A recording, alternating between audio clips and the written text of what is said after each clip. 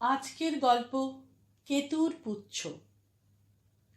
Doctor Amitabh মিত্রের বয়স ২৮ বৎসর।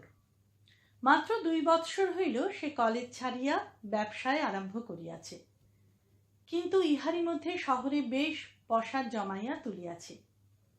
শহরটি বেশ বড় এবং তাহাতে বহুমারি প্রবীণ চিকিৎসকের অভাব নাই। তবু ইহাকে বলে ভাগ্য। অমিতাভ বেশ চটপটে, নাকে মুখে কথা, চেহারাও মন্দ নয়। বলিষ্ঠ, দোহারা, লম্বা, মাথায় কোঁকড়া চুল, ঠোঁটের গড়ন এমন যে মুহূর্ত মধ্যে চটুল ঠাট্টার ভঙ্গি হইতে গভীর সমবেদনায় নতপ্রান্ত হইয়া পড়িতে পারে। চোখের দৃষ্টি বুদ্ধিতে প্রখর, নাকের ডগা হঠাৎ উঁচু হইয়া গিয়া মুখখানাতে একটা ধৃষ্ট ডেপমির ভাব আনিয়া দিয়াছে।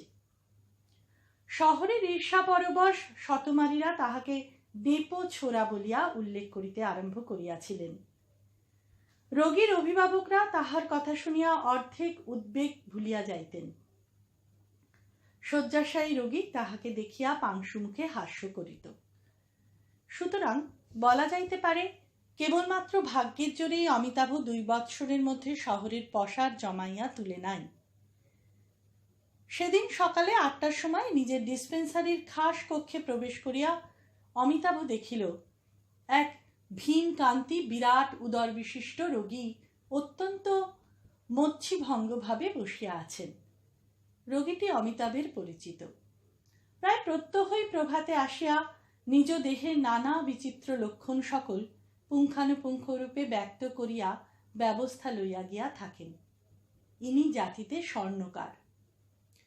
অমিতাভ বলিল, এই যে বিশ্বম্বরবাবু, আজ কেমন আছেন?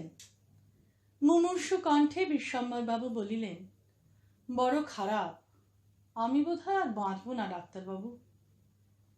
অমিতাভ মুখখানা অত্যন্ত উদ্বিগ্ন করিয়া চেয়ারে উপবেশন করিল। বলিল, তাই তো, আপনাকে আজ যেন কেমন একটু রোগা রোগা দেখছি। কি হয়েছে বলুন তো? আবার কান কটকট করছে নাকি? অত্যন্ত বিমর্ষভাবে বিশ্বম্বরবাবু মাথা নাড়িলেন। না, কাল রাত্রে 2বার ঢেঁকুর উঠেছে। একবার 11টা বেজে 7 মিনিটে আর একবার 2টো বাজতে 19 মিনিটে। বলেন কি, এ তো ভালো কথা নয়। দেখি আপনার নাড়ি। বিষণ্ণ মুখে বিশ্বম্বরবাবু তাহার বজ্রমুষ্টি অগ্রসর করিয়া দিলেন। নাড়ি দেখিয়া অমিতাভ বলিল, কাল রাত্রে কি খেয়েছিলেন? কাতর কণ্ঠে বিশ্বম্বরবাবু আহারের যে ফর্দ দিলেন তাহা শ্রবণ করিলেই সহজ মানুষের অজীর্ণ রোগ জন্মে। অমিতাভ কিন্তু তিলমাত্র বিচলিত না হইয়া বলিল, তাই তো, এমন কিছু গুরুভোজন তো হয়নি যার জন্য রাত্রে 2বার ঢেঁকুর উঠতে পারে। তবে কেন এমন হলো? বিশ্বম্বরবাবু বলিলেন, ডাক্তারবাবু, আমি কি সত্যিই বাঁচব না? ঈষৎ হাসিয়া অমিতাভ বলিল, আপনি ভয় পাবেন না। আপনার মতো লোক যদি অকালে মৃত্যু মুখে পতিত হয় তাহলে আমরা আছি কি জন্যে? একটা ওষুধ লিখে দিচ্ছি, সেইটা খাওয়ার পর 2 বেলা ব্যবহার করুন। ওষুধটা অবশ্য দামি। কত দাম? 3.5 টাকা পড়বে। বেশ, লিখে দিন। প্রাণের কাছে 3.5 টাকা আর কি বলুন? বলিয়া বিশ্বম্ভর গভীর দীর্ঘ নিঃশ্বাস মোচন করিলেন। টাকা ডায়াস্টেস অ্যাকোয়াটাইকোটিস সহযোগে একটি হজমি প্রেসক্রিপশন লিখিতে লিখিতে অমিতাভ জিজ্ঞেস করিল, আজকাল আপনার স্ত্রী কেমন আছেন? বিশ্বম্ভর বলিলেন, বেশ ভালোই আছে। কাশিটা এখনো যায়নি। কাশে মাঝে মধ্যে, কিন্তু সে কিছু নয়। সন্ধ্যাবেলা জ্বর আসতো, সেটা এখনো আসে নাকি? অনিচ্ছা ভরে বিশ্বম্ভর বলিলেন, আসে হয়তো, ঠিক বলতে পারি না। আর মেয়ে মানুষ, বুঝলেন না, অমন একটু আধটু সে তো বটেই। প্রেসক্রিপশন বিশ্বম্ভর বাবুকে দিয়া অমিতাভ বলিল, তবে আমার মনে হয় তাকে কয়েকটা ক্যালসিয়াম ইঞ্জেকশন দেওয়া দরকার। অবশ্য আপনার তুলনায় তার অসুখ কিছুই নয়, তবু। বিশ্বম্বর একটু গম্ভীরভাবে বলিলেন, নিজের অসুখের চিকিৎসা করতে করতেই লম্বা হয়ে গেলাম ডাক্তারবাবু, তার উপর আবার যদি। অমিতাভ জানিত বিশ্বম্বরের লম্বা হইতে এখনো অনেক বিলম্ব আছে, তবু সে বলিল, আচ্ছা, তাকে আপনি এখানে নিয়ে আসবেন, আমি এমনি ইঞ্জেকশন দিয়ে দেব, ওষুধের দামটা খালি দিতে হবে। বিশ্বম্বরবাবু অপ্রসন্ন মুখে কিয়ৎকাল চিন্তা করিয়া শেষে বলিলেন, আচ্ছা দেখি। ডাক্তারবাবু, আপনি দৈব ওষুধে বিশ্বাস করেন? অমিতাভ তৎক্ষণাৎ বলিল, হ্যাঁ, করি বই কি, তবে সামান্য অসুখে দৈব ওষুধ তেমন কাজ করে না। আপনি বরঞ্চ নিজে ব্যবহার করতে পারেন। আপনার যে ব্যাধি, তাতে দৈব ওষুধ অব্যর্থ কাজ করবে। অবশ্য সঙ্গে সঙ্গে ডাক্তারি ওষুধও খাওয়া চাই। বিশ্বম্ভর স্ত্রীর জন্যই দৈব ওষুধের কথা জিজ্ঞাসা করিয়াছিলেন, কিন্তু ডাক্তার যখন দৈব চিকিৎসায় বিশ্বাস জ্ঞাপন করিল, তখন তাহার নিজের জন্যও লোভ হইল।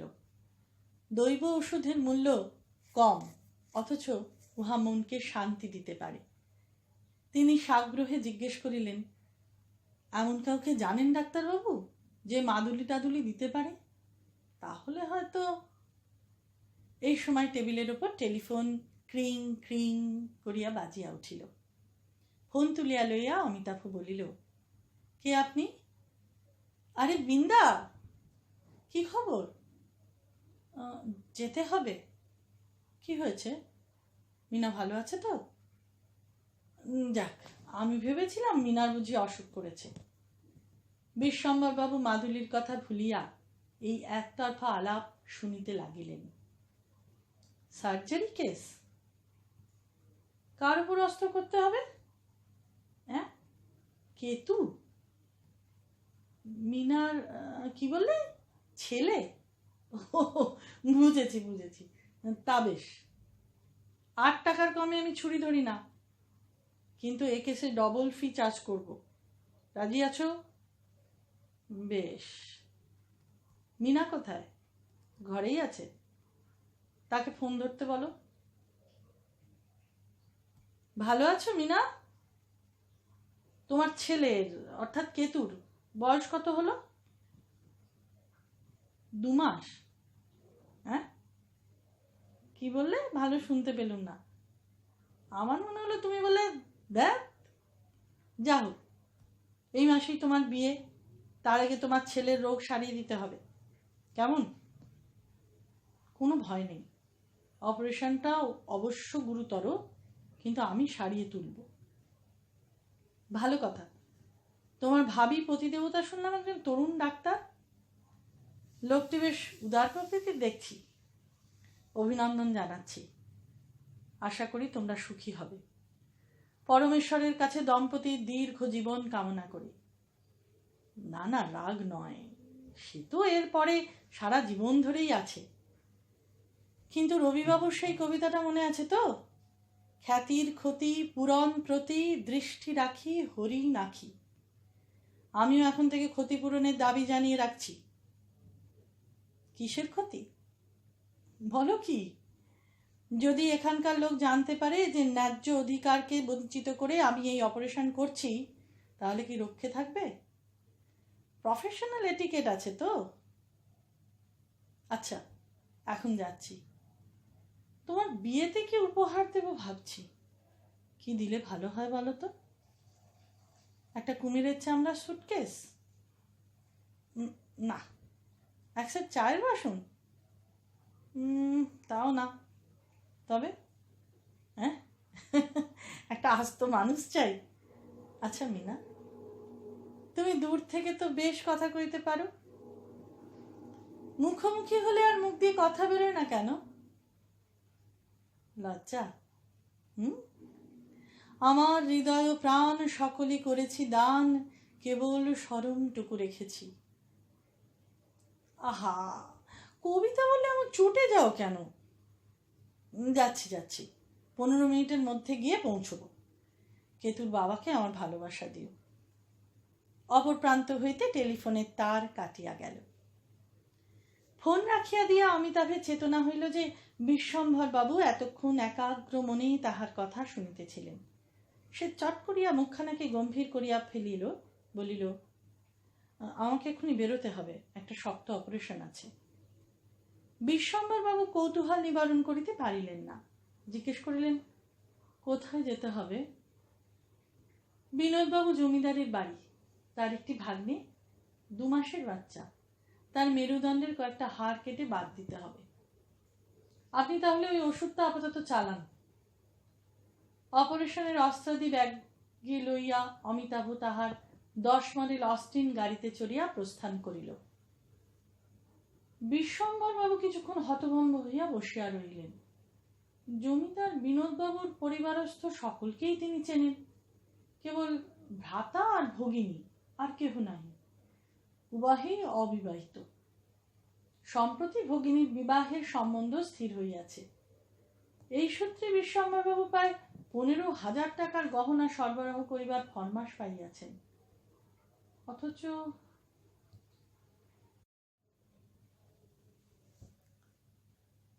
বিনোদ বলিল, ডাক্তারি বলো আর গোবদ্দিই বলো, তুমি ছাড়া মিনার কারোর ওপর বিশ্বাস নেই। বিনোদের পড়ার ঘরে বিনোদ ও অমিতাভ মুখোমুখি বসিয়াছিল। মিনা দাদার চেয়ারের পিছনে দাঁড়াইয়াছিল। ছোটখাটো মেয়েটি, বয়স 17 কি 18। সুন্দর চোখ দুটিতে আশঙ্কার ছায়া স্বাভাবিক লাজুকতার সহিত মিশিয়া তাহাকে যেন আরও ছেলে মানুষ করিয়া দিয়াছে। অমিতাভ তাহার দিকে চোখ তুলিয়া মৃদু হাস্যে বলিল, একেই বলে পূর্বরাগ। ডাক্তারের কথা ছেড়ে দিলুম, কিন্তু গোবর্দির চেয়েও আমার ওপর বেশি বিশ্বাস। খাঁটি ভালোবাসা না হলে এমন হয় না। মিনা উত্তপ্ত মুখে অন্যদিকে তাকাইয়া রহিল। অমিতাভ যদিও তাহার দাদার কলেজের বন্ধু, উভয়ে একসঙ্গে আইএসসি পড়িয়াছিল, তবু অমিতাভের সান্নিধ্যে আসিলে সে কেবলই ঘামিতে থাকে। ফোনে যদি বা তাহারা 2-1 ঠাট্টার জবাব দিতে পারে, চোখাচোখি হইলে একেবারে বোবা হইয়া যায়। অমিতাভ বলিল, বিন্দা, দেখেছ মিনার কিরকম লজ্জা হয়েছে? তোমার সামনে প্রেমের কথা উত্থাপন করা আমার উচিত হয়নি। প্রেম হচ্ছে ভারী গোপনীয় জিনিস, দাদার সামনে তা নিয়ে আলোচনা অতি গর্হিত। আড়ালে আবডালে চুরি করেই প্রেমের কথা বলতে হয়। অতএব ও কথা এখন থাক। এখন তোমার সংসারের খবর কি মিনা? তোমার বিলিতি ইঁদুরগুলো বেশ মনের আনন্দে আছে? রূপী বাঁদরটির স্বাস্থ্যের কোনো রকম ব্যাঘাত হয়নি? বিনোদ হাসিয়া ফেলিয়া বলিল, আহ অমি, ওকে আর জ্বালাতন করিস নে। এমনিতেই বেচারা কাল থেকে দুর্ভাবনায় শুকিয়ে উঠেছে। এখন যা, কাজটা সেরে আয়। তথাস্তু। অমিতাভ ব্যাগ হাতে করিয়া উঠিয়া দাঁড়াইল। তুমি আমাকে পথ দেখিয়ে নিয়ে চলো মিনা। বিন্দা, তুমি আসবে না? না, এখন একজন লোক আসবার কথা আছে। উফ, কি প্রচণ্ড! ভাগ্নের চেয়ে লোক বড় হলো। অমি হৃদয় বিদারক নিঃশ্বাস ত্যাগ করিল। বেশ বেশ, চলো মিনা। অন্দরের একটি রুদ্ধদ্বার ঘরের সম্মুখে আসিয়া মিনা দাঁড়াইল। অমিতাভের মুখের দিকে কাতর চোখ তুলিয়া অস্পষ্ট স্বরে বলিল, বাঁচবে তো? চমকিত হইয়া অমি বলিল, কে? ভৎসনাপূর্ণ চোখে মিনা বলিল, কে তুই? অমি তাহাকে আশ্বাস দিয়া বলিল, কোনো ভয় নেই, আমার অস্ত্রাঘাতে আজ পর্যন্ত কেউ মরেনি। একবার একটা হুলো বেড়ালকে লাঠি মেরেছিল, সে আজ পর্যন্ত বেঁচে আছে। এই ঘরে কেতু আছে তো? তুমিও এসো না। মিনা শিহরিয়া উঠিল। আমিও চোখে দেখতে পারবো না বলিয়া চোখে আঁচল দিল। অমি বলিল, আচ্ছা, তুমি বাইরে দাঁড়িয়ে থাকো, 1 মিনিটে কাজ শেষ হয়ে যাবে। কিন্তু ক্ষতিপূরণের কথাটা মনে আছে তো? তোমার দাদা অবশ্য ডবল ফি দেবে বলেছে, কিন্তু বিন্দাকে বিশ্বাস নেই, শেষ পর্যন্ত হয়তো ফাঁকি দেবে। তখন কিন্তু তোমার কাছ থেকে আমি ক্ষতিপূরণ আদায় করব। আঁচলের ভিতর হইতে মিনা বলিল, যাও। আমি একবার চারিদিকে তাকাইয়া দেখিল, কেহ কোথাও নাই। অগ্রিম কিছু আদায় করে নি। আমি চট করিয়া তাহার সিথিমূলে একটা চুম্বন করিল, তারপর ঘরের মধ্যে ঢুকিয়া দ্বার বন্ধ করিয়া দিল। রক্ত করবীর মতো রাঙা মুখ দুহাতে চাপিয়া মিনা দ্বারের বাহিরে দাঁড়াইয়া রহিল। ছি ছি, একটু লজ্জাও কি নাই বিয়ের আগে? ঘরের মধ্যে নিস্তব্ধতা। 5 মিনিট কাটিয়া গেল। মিনা উদ্বিগ্ন হইয়া উঠিতে লাগিল। কেতু কি? তারপর সহসা ঘরের ভিতর হইতে তারস্বরে চিৎকার উঠিল, কেউ কেউ কেউ। ক্রমশ কুকুর শাবকের কাতরোক্তি ক্ষীণ হইয়া থামিয়া গেল। মিনিট 2-3 পরে আমি বাহিরে আসতেই মিনা ব্যাকুল বিস্ফারিত চক্ষে তাহার পানে তাকাইল। আমি নিজের মুঠি তাহার দিকে বাড়াইয়া বলিল, এই নাও। না বুঝিয়া মিনা হাত পাতিল। কেতুর কর্তিত পুচ্ছটি তাহার হাতে দিয়া আমি বলিল, অপারেশন সাকসেসফুল, রক্ষী এখন নিদ্রা যাচ্ছেন। মিনা লেজটি ছুঁড়িয়া মাটিতে ফেলিয়া দিল, তারপর ঘরে গিয়া ঢুকিল। অতর্কিতে অমির পিঠে একটি কিল মারিয়া দরজায় খিল লাগাইয়া দিল। অমি কিছুক্ষণ দাঁড়াইয়া রহিল, তারপর ক্ষুদ্র পুচ্ছাংশটি পকেটে পুরিয়া মৃদু হাসিতে হাসিতে বাহিরের দিকে চলিল। বাহিরে ঘরে আসিয়া আমি দেখিল বিশ্বম্বর বাবু বিনোদের কাছে বসিয়া আছেন। বিস্মিত হইয়া বলিল, এ কি বিশ্বম্বর বাবু, আপনি এখানে যে? বিনোদ বুঝাইয়া দিল যে বিশ্বম্বর বাবু মিনার বিবাহের সমস্ত গয়না গড়ার ভার লইয়াছেন, সুতরাং তাহার এ বাড়িতে যাতায়াত বিচিত্র নয়। অমিতাভ কিছুকাল অপলক দৃষ্টিতে বিশ্বম্বর বাবুর দিকে তাকাইয়া রহিল, তারপর অঙ্গুলি সংকেতে তাহাকে ডাকিয়া বলিল, এদিকে একবার শুনে যান, একটু কথা আছে। বিশ্বম্বর বাবুকে আড়ালে লইয়া গিয়া অমি বলিল, আপনি আজ মাদুলি ধারণের কথা বলছিলেন না? হঠাৎ মনে পড়ে গেল, আমার কাছে ভালো দৈব ওষুধ আছে। বিশ্বম্বর উৎসুক নেত্রে চাহিয়া রহিলেন। অমি গম্ভীর মুখে বলিল, কেতু গ্রহই আপনার অনিষ্ট করছে। কেতুর মাদুলি ধারণ করলেই আর কোনো রোগ থাকবে না। সাগ্রহ স্বরে বিশ্বম্বর বলিলেন, কি করতে হবে? পকেটে হাত পুরিয়া কেতুর পুচ্ছটি নাড়িতে নাড়িতে অমি বলিল, একটি বেশ বড় সোনার মাদুলি তৈরি করে কাল আপনি আমার কাছে নিয়ে যাবেন। আমি তাতে দৈব ওষুধ ভরে দেব। মাদুলিটি অন্তত 3 ইঞ্চি লম্বা হওয়া চাই, আর সেই অনুপাতে মোটা। সেটি গলায় ধারণ করতে হবে। হাত ঘষিতে ঘষিতে বিশ্বম্বর বলিলেন, যে আজ্ঞে।